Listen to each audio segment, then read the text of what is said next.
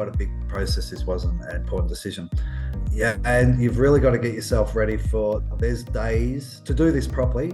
There's days and days of going through with the different vendors and the different products, understanding them, meeting with them, and really, by the third or fourth vendor, if you're doing this properly, it's getting a bit tiresome. But in saying that, having yourself there to drive that, to keep pushing, you only got to do this once, guys, so just keep going, was a big thing. Like that's, and it's so important, because if left to your own devices, it'd be pretty easy to go, oh look, yeah, we'll go with these guys, or do we really need to be doing this? It would be easy to do that because it is such a big process. You've really got to create a team of people within your business that are going to drive this, backfill their roles whilst they're working on this.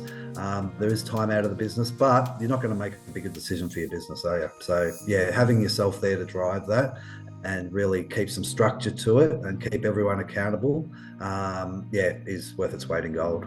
No, really good. I mean, it's quite ironic, really, that from the very beginnings where they spoke to or understand that we've come full circle and ended up using it, but not directly. And I think that would have been a mistake.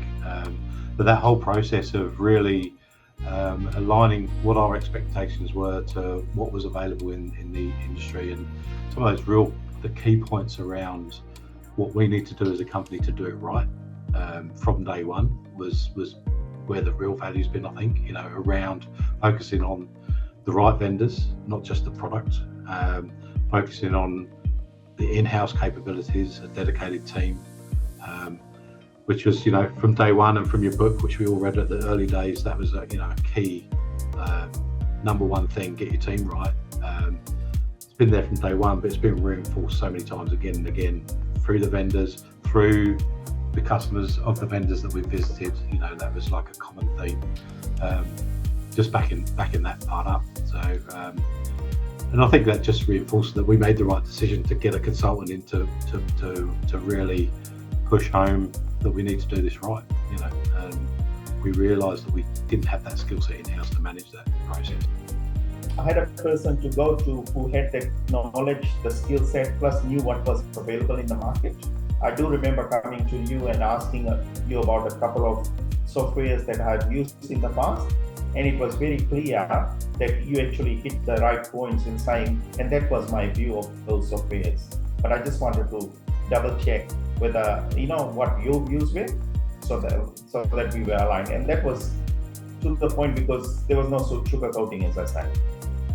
It was to the point and very practical, because you do understand what the gaps are at GCI and who has what sort of skills to be able to go through this process.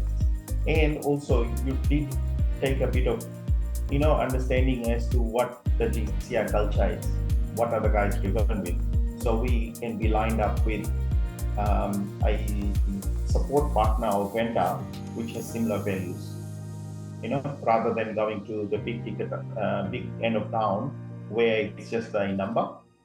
It has to be something that works not for the implementation phase, but the support after.